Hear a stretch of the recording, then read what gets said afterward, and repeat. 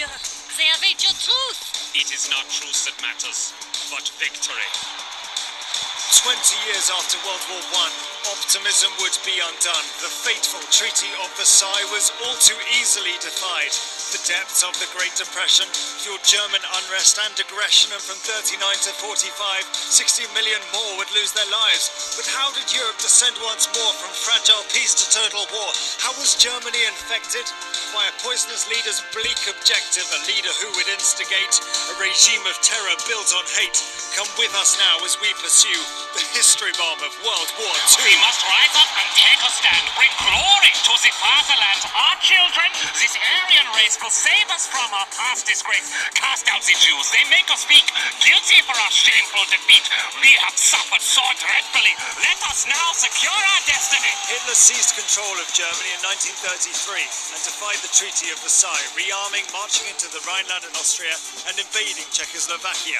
In August 1939, with tensions rising across Europe, he found an unlikely Russian ally in Joseph Stalin, may I propose a pact? Our two great nations should not attack. Fighting together will lay the foundation for our European domination. Okay, I will take this chance. Forget an alliance with Britain and France. Good. To Poland, let's attack quickly. I will split the land. 50-50. In September 1939, Germany and Russia invaded Poland with an agreement to divide the country between themselves. Britain's Prime Minister Neville Chamberlain had always aimed to maintain peace with Germany, but this time he could not ignore Hitler's aggressive intent.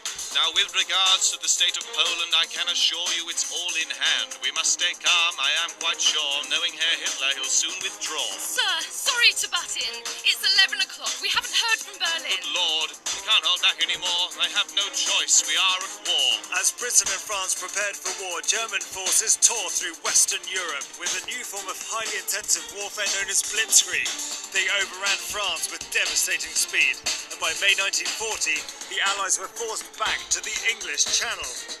Now, I'd heard about Terry's famous blitzkrieg, but I never thought they'd attack with this speed. They've pushed us all the way back to the beaches. We dumped our kit and I'm down in my breeches. Well, we best keep going. I hope they got some boats. There's 300,000 Tommies to float. Do you ever think we'll return to this section? Well, who knows? Right now, there's only one direction. Against the odds, 300,000 Allied troops were evacuated at Dunkirk, but they left behind a lot of men and valuable equipment. With Western Europe overrun, Britain now stood alone, and in the summer of 1940, Hitler attempted a knockout blow to the Royal Air Force to pave the way for a full invasion of Britain. By Jove, that means business, this Luftwaffe. I don't think we're far away from disaster. Yes, they're coming thick and fast, but our new Spitfires are up to the I task. do hope your eyes will fight at all costs. If the RAF fails, all hope will be lost. There's another squadron over the channel.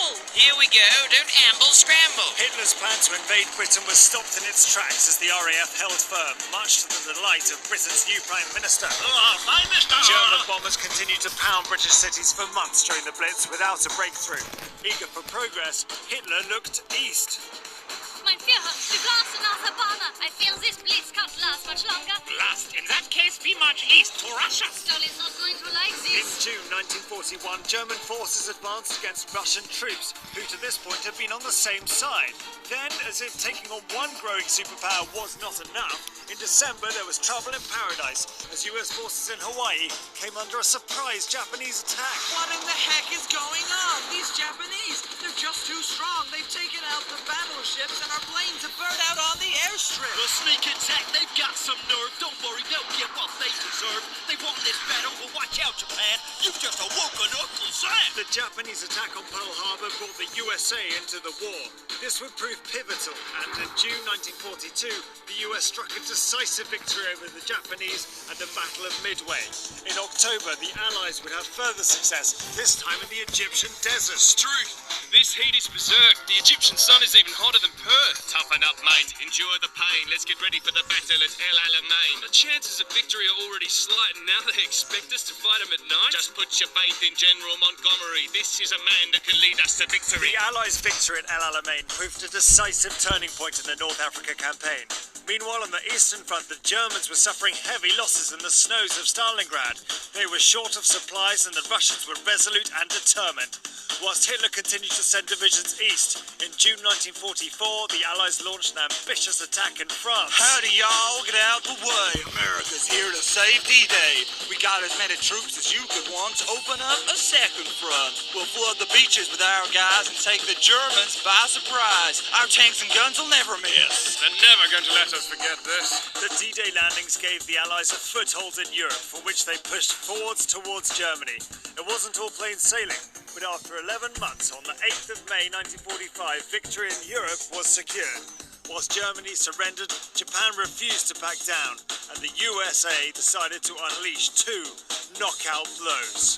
My God, what have we done? Hiroshima and Nagasaki, well, they're just gone. The nuclear age has been unfurled. We are become death, destroyer of worlds. On the 15th of August 1945, Japan surrendered to save their lives. The entire world had been transformed around this truly global war. Countless lives in countless lands, lost so that we might stand. Together, now the guns have ceased, as nations, side by side, in peace.